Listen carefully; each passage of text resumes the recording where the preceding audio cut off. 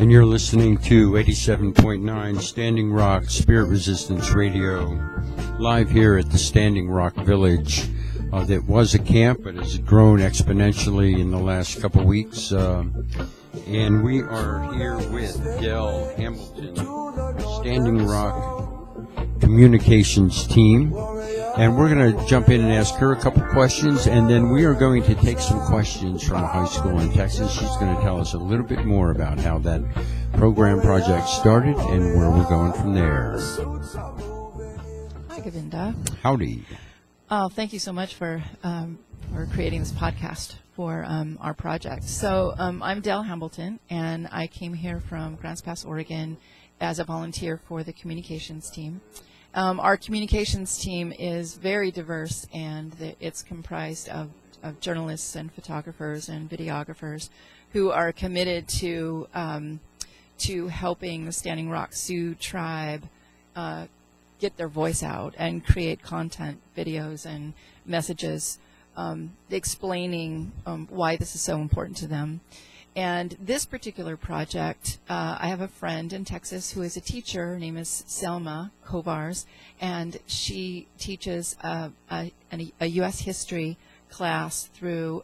And we're doing this all through Love Technology, through questions and answers back and forth on Facebook Messenger. So. Selma teaches her class at Mercer Blumberg Learning Center in Sequin, Texas, and we've been talking about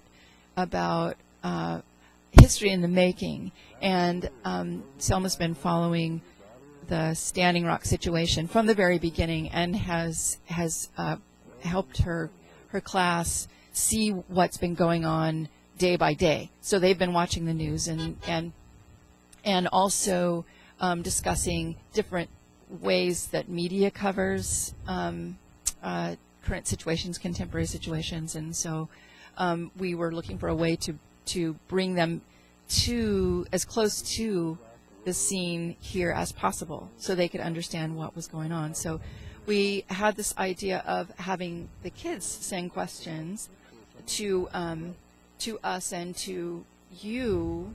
And I'd really like you to explain what you do here with Spirit Resistance Radio and Unlicensed Community Radio, and then we'll go on from there.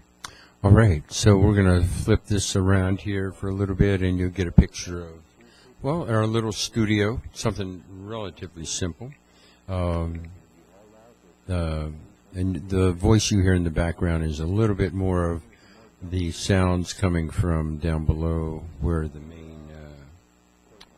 tent is. And so this is Govinda. Greetings, everyone, to the Earth Cycles communications van, actually my daughter's van that I hijacked for a little bit. And what we got going on here is we're running a 15-watt FM transmitter. We're using some wireless microphones. A mixing board here that I don't know if you can see that. We'll pull this out a little bit, and this is sort of the heart of your operation. You take off the feeds from the various computers and the soundboards and your MP3 players or whatever it is that you're going to use. A computer, an extra screen, so that we can actually monitor 2 or 3 programs at once, various different kinds of mic stands. And, we have a satellite dish out top. We're using cell phones. We have a Yagi antenna, so we can pull off a stronger signal from a cell phone that's a couple miles away. And that's process. We kind of look at process of and content. So the content is generally generated by the folks that are impacted by the various things that they have us come do, and we are looking there to facilitate getting that information out into the world. And I think that's part of the magic of your folks' interest is taking a look at how, as you said, contemporary information exchange is happening via social media and the various components of social media. YouTube, Facebook, the various blogs and podcasts and all of those things. And it's incredibly important to sort of have that aspect of the media present, because what is going on with the dominant culture media, mass media, is that it's all owned by the same corporations that are exploiting the resources, and the narrative, that is the storyline that you are fed, so to speak, or that they put out, is sometimes, most of the time, very not very good on truth, and they try to generate an emotion that is contrary to actually what is happening. So you do need to trust yourself in terms of what you're hearing. Does it feel right? And actually explore the capability, or explore those things that you find out in other sources, because there are a lot of floating pieces of story. What do they call them? Trolls and whatnot, that put up stories that are not necessarily true. With that said, we're going to flip back over here to Dell, and she's going to put up a couple questions, and we'll go from there. Okay. I just had one more comment about a follow-on to what you just said. My advice to my friends and family and my children in terms of news consumption is definitely use your intuition, but I really try to triangulate 3 completely different and independent news sources when something breaks, just to see how closely or not the message, facts and narratives come through. So triangulation is a tactic that journalists use for fact checking. All right. So the first question that we have is from Louis Matamoros, and he actually has 3 questions. His first question is, what do you feel that we can do to assist you in your fight? Well, why don't we go through all 3 of them and see if we'll put them all together. Okay. The second question is, how long have you been an activist, and do you teach the way? And do I teach the way? Mm-hmm. Okay. And the third question is, what can I think it's supposed to be, what can we do personally to care for the environment and to honor the ones who have died and given themselves to the act? All right. Well, let's start with the middle question first. I was drafted in the Vietnam War. I was a conscientious objector. And as a conscientious objector, I had to do 2 years alternative military service. Back then, you would go to jail if you did not participate in killing people for profit. And I was opposed to that. So my resistance started a few years ago. And then I got involved in teaching yoga classes as my military obligation. I got the Shivananda Yoga Society approved for alternative military service, and then transferred myself there. And I've done a lot of other, kind of things in that realm of peace. And I guess with the Iraq War, trying to stop nuclear power plants, Diablo Canyon in the 80s, I think that really got my attention. And so I have been working with that. In 1992, 93, got involved in pirate radio, as they say, with Berkeley, Free Radio Berkeley. We did a Sunday night broadcast every Sunday night, and within 6 or 8 months, we were on the front page of the New York Times, and shortly after got busted by the feds, and that went to Ninth Circuit Court, where the judge, Claudia Wilkins, denied the cease and desist order for 6 years, in which time we built hundreds and hundreds of transmitters. And so that was, and what happened with all of that, I started to move into looking at the impact of, or utilization of radio, low power FM, micro power as we called it then, within the indigenous community, recognizing that traditional indigenous people never gave up their radio wave access in their treaties. And it's important to remember that treaties are part of the Constitution of the United States. A treaty that is passed by 2/3 of Congress and becomes part of the Constitution, just as valid as the Declaration or the Bill of Rights or any other components. They are the law of the land. With that said, we set up radio stations, on indigenous lands, knowing that the feds would not arrest us, so to speak, because they cannot prove that they've, some places they cannot prove they even have any treaties at all, that they can't show transfer of title to the land. And if it goes to court, then they would be stuck to trying to prove that. So that's kind of a little bit, and then I've been doing that ever since, or periodically at different groups, just involved in helping facilitate community communications at various people. The way I say Earth Cycles is involved in communication logistics support for indigenous communities impacted by resource extraction. We've done things at the United Nations for the UN Climate Conference. We're in Bolivia for the Earth Summit scenarios, border summits. And so we've been around doing this for a few different places, and I was called here to help facilitate things with just simple radio. There are a lot of media people here that have a lot more skills in the video component, the editing, jump in, make a quick story. Our thing is more to try to keep the camp unified in understanding what information is out there, where we need to go, when's dinner served, and we need a lemon to finish the meal, those kind of simple projects. What can you do to help? One of the things is to be informed about what's happening and recognizing, with the technology that we have today, that there are two components. There is process and there is content. Working with the radio, or whether you're working with your Facebook or integrating your YouTube channels and all of that, a lot of process components. Content, what is the actual information that you want to get out there? And part of that is what you expect, or who is your audience, trying to gear your information to the people that you want to inform. And then there's, and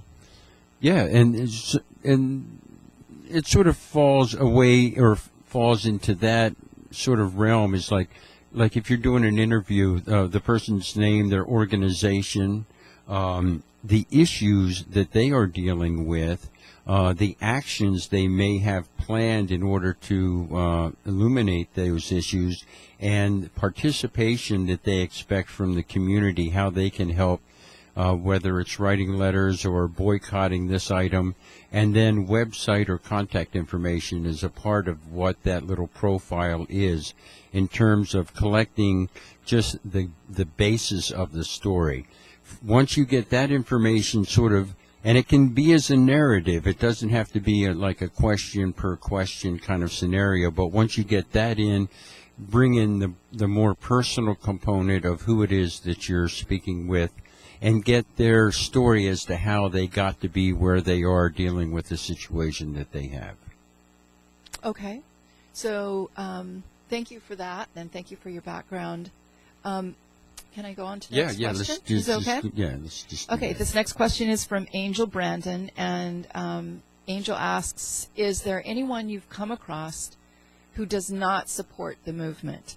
If so, what do you say to those people?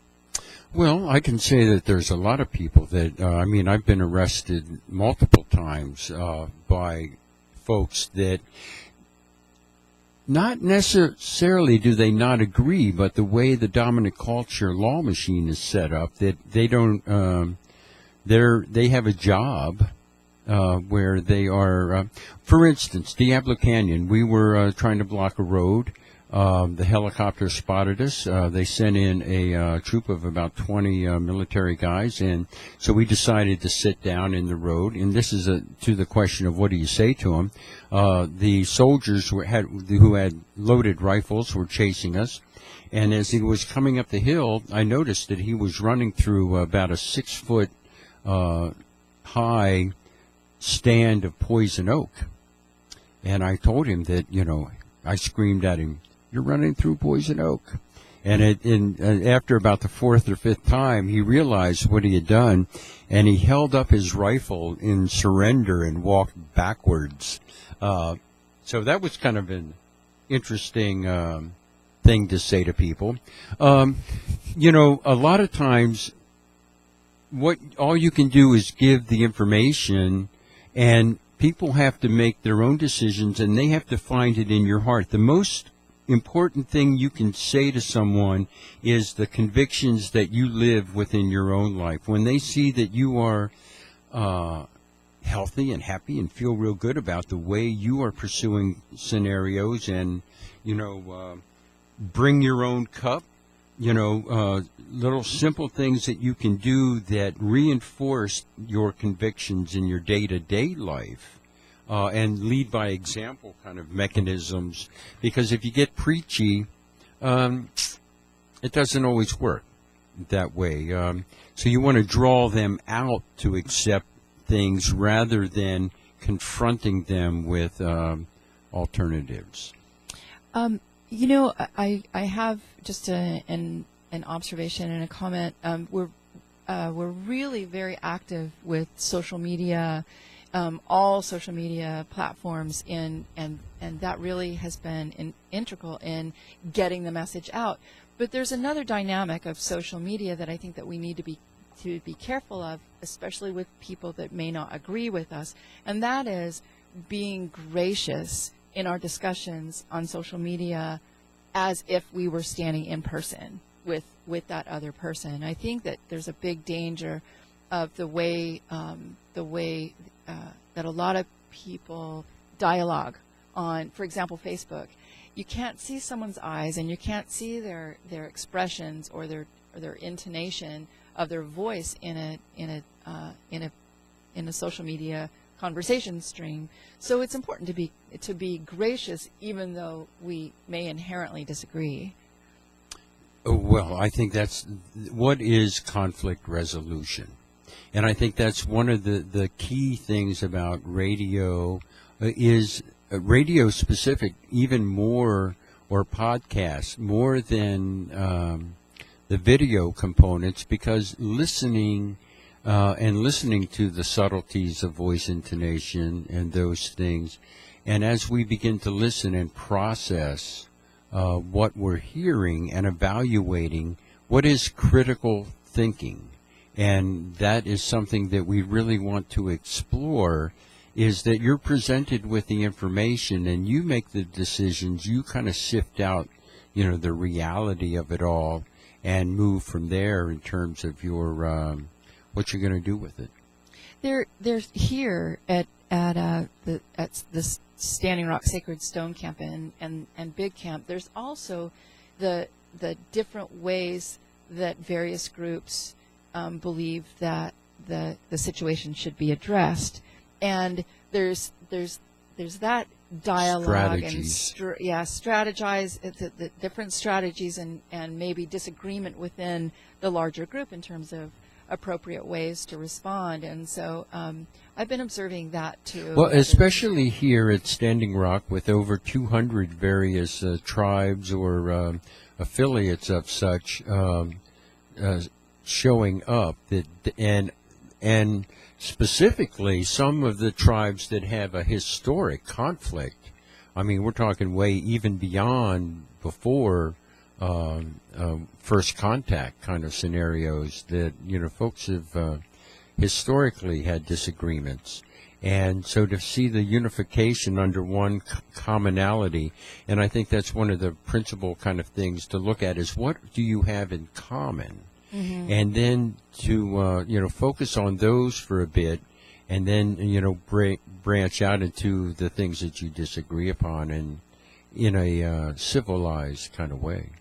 Well, not like American foreign policy. You don't have to kill everybody you disagree with. Good to know. Okay, so the Lewis wants to know if there's a danger in running this station. Is there a danger in running this station? There's a couple different dangers. One is getting hit by lightning. I mean, that's a reality you have to look at. And why I say that is that we had some lightning a few days ago. There's the danger law-wise, running a low-power FM station that is unlicensed. There is the feds will definitely bust you and harass you immensely for that, and you can end up in court. But I don't know of anybody that's actually been put in jail, but there have been fines. Most of that stuff happened more like, I don't know, in the early 90s when the feds were pursuing that. What happened when we went to court in the Ninth Circuit Court was it was considered by the judge that there was no place for community communications in the FCC law. And so what happened or transpired was that what we were doing actually became a new component of FCC, the Federal Communications Commission's protocol. So they actually began licensing low-power FM stations because the licensing had only gone to huge multinational big corporations. And so small communities had no place to register their voice. So they made a slot for low-power FM. And it is still illegal per se to have, higher bands. But one of the things that we do, we really stress community, and that community begins with communication.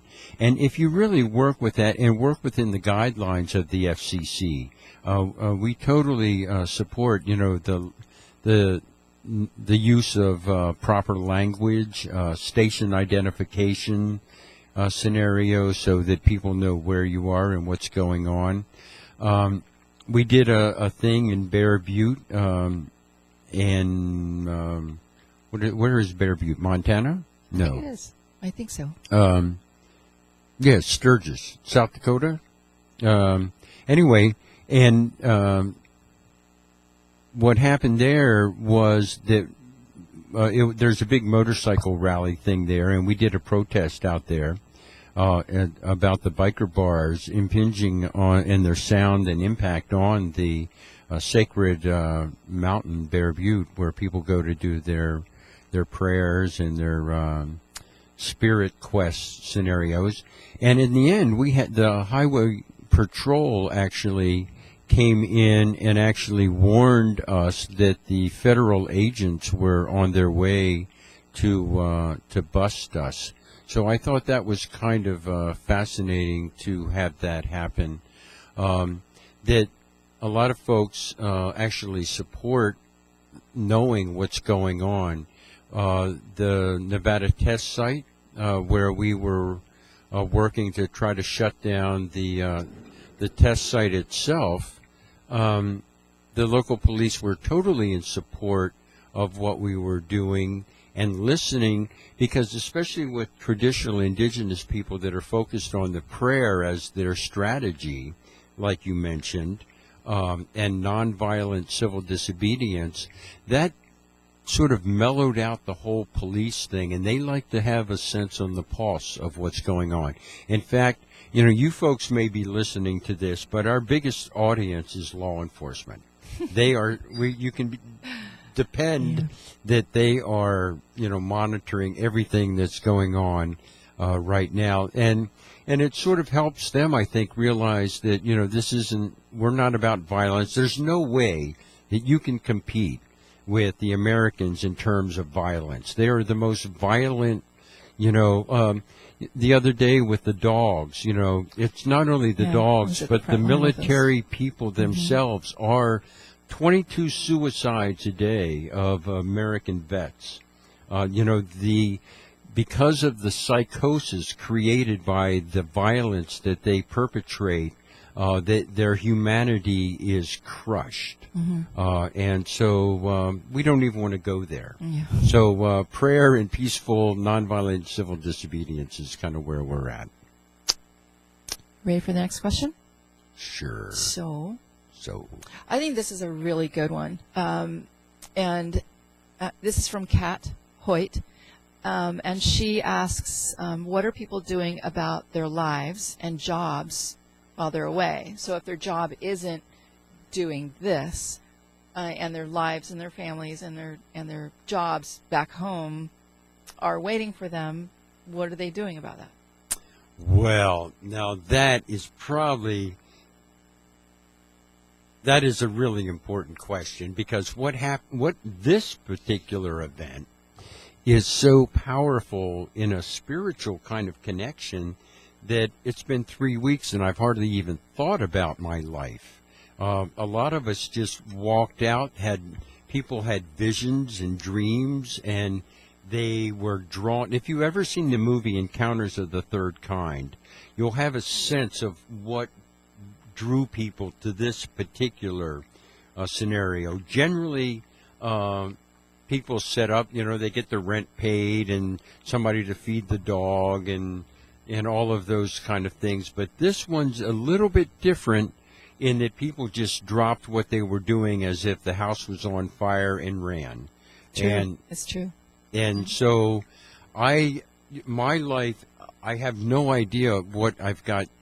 I know that my rent's, all that's taken care of, but, my garden, abandoned, and, what's going to happen with that, and the responsibilities, the things that I was doing within the community, that you step out of. But because of this particular event, a lot of people are incredibly supportive. But that is, what they say about planning is that it often works better if done beforehand. So I would recommend that a little bit of foresight. For me, it was 103, 104 degrees when I left. It'd been really hot for days. I've got 3 pairs of shorts and about 6 T-shirts and 1 jacket. Threw all this stuff in the truck and drove. I mean, there was a kind of sense of urgency that superseded the concerns for my own personal life thing. It was like it's immediate. People need to get here, and whatever we can do to facilitate. And if you're working within the spirit, so to speak, things will be taken care of. So trust that within yourself is to what you need to attend to. Absolutely. And I would say I just want to put a shout out to my family and my friends who have supported me immensely, both spiritually and even, Rogue Roasters. Love you people. They sent me good coffee because,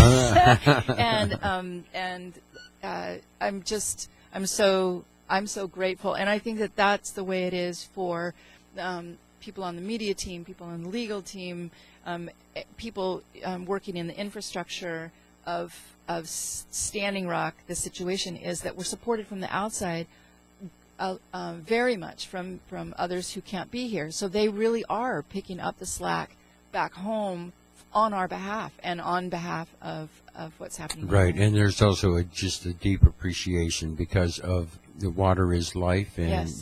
This is probably the most essential conflict of this decade. This is it. Water rights. All right, what's our next magic question? Let's see. Okay, let me scroll down here. Love Facebook Messenger. From Brianna Morin, why is the FBI not investigating the use of dogs as weapons?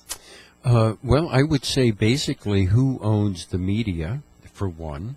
Who are the shareholders of the corporations that will benefit, and then the revolving door between corporations and the government and who writes the legislation for the Environmental Protection Agency.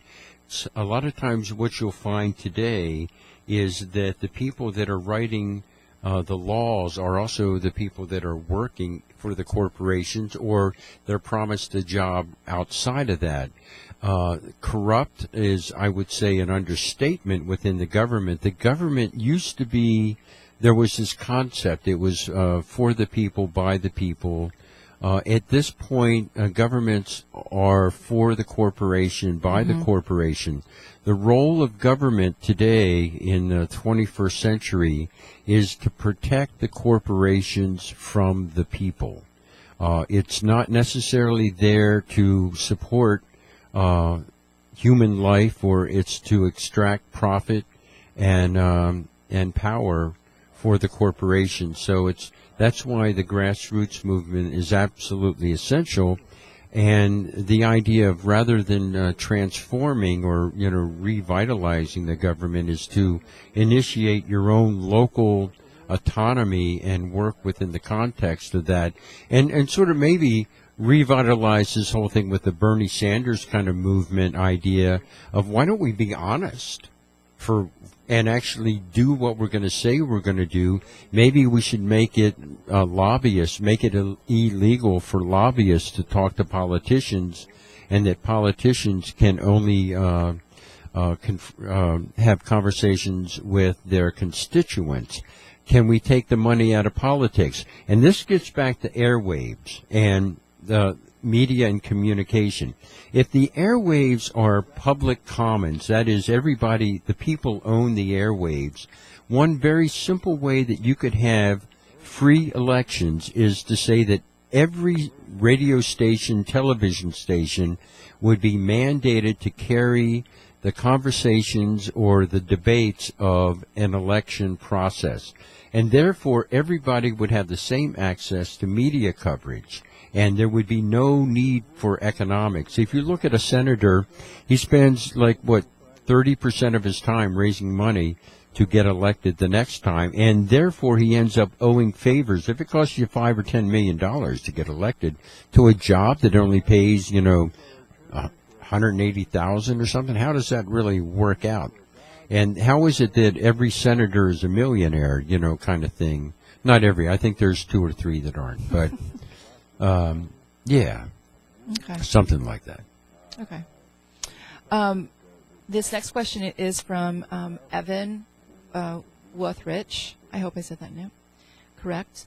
I like this Texas. How do y'all feel? I spent 2 years in North Carolina, so I'm just going to say it like it is. How do y'all feel about the pipeline workers who are being told to do their jobs? Well, I think that's another important component. What is a just transition? How can we transition? In West Virginia, there was a report study thing done just maybe 2 weeks ago, and it pointed out that the amount of money that the CEOs make for in the coal extraction industry would be enough to train every coal worker in West Virginia could be trained to do a job in solar installation and alternative energy, just using the salaries of the CEOs. CEO in West Virginia, one coal company, was making over $180 million a year. One person, $180 million. Why was he making that much money? Because he was able to extract the resources not only from the land, but also from the workers themselves. The workers are being exploited just as much as the resources. Look at the retirement funds that are collapsing, and the healthcare components. They are also, and that's a real serious issue. Is why doesn't the government take more of a lead in the subsidies? How much money was actually allocated to corporations for extracting fuel, oil, the petrochemical scenario, as opposed to how much may have been done for solar? There are just transitions, and the workers need to be engaged in that, because the desperation of when you're trying to pay your rent and feed your family, that makes a real important point. And I would also bring in not only the workers of the fuel industry, but what about the weapons manufacturers? The United States is probably the largest producer of what are the bombs that blow up and blow all the kids' legs off? The weapons industry is another thing that needs to be transitioned into. We could be building trains and alternative transportation stuff rather than killing people with the technology that we have. So I think just transition is something we need to look at. I think those are great points. This is the last question. Okay, here we are. The last question is from Jeremiah Flores, and Jeremiah asks, what will Native Americans do if the pipeline companies, and I think he's talking specifically about the Standing Rock Sioux tribe, Okay. What will they do if the pipeline company keeps going with their operation? Well, I think you're going to see, in the 1800s, there was the military came in and they basically killed everybody, the way they do. And this is a no compromise kind of situation. There are people here that will die before they let this happen. That's true. This is in the government you see people say there's a red line and you can't cross it. Well, I would say to everyone that water is life, and this is, there is a line in the sand that this is going to be a confrontation, and the pipeline will not be built. And the reason that they are going to be standing up so strongly against to try to get it built, because the American people, the traditional indigenous folks from all around the land and all around the world are saying, wait a minute, water is more important than profits. And here at the beginning of the Missouri River, the Missouri starts up in Canada more or less, but it runs all the way through the heartland of the United States into the Mississippi, into the Gulf of Mexico, and a leak, and every pipeline leaks, would cause catastrophic environmental degradation to the water of the whole of the central of the United States. 40 million people, I don't know how many millions of people, the fish, everybody would be affected by this. So this stand against this pipeline is, if it becomes confrontational, it's going to become confrontational. This is not going to pass. There are people here that have said no.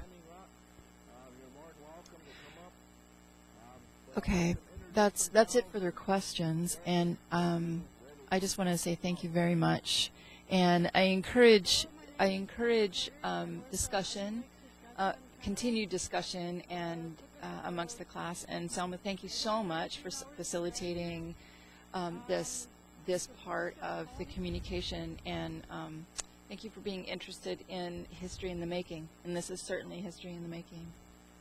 And I'll say goodbye to all you folks out there. And next time we'll do this with Skype, and that way we can see each other and have this communication a little bit more dynamic. And history in the making, there are over 200 tribes or so on site with their resolutions to stop this. And I think it's an amazing historic moment, and that you folks are participating in with your hearts. And I think that's really important, that to stand with the people in Standing Rock.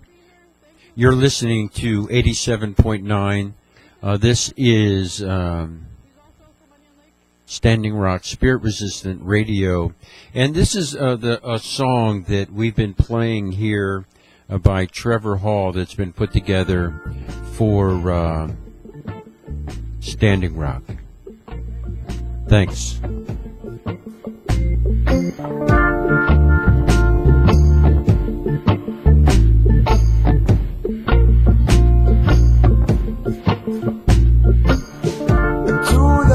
And west, to the north and south, warrior.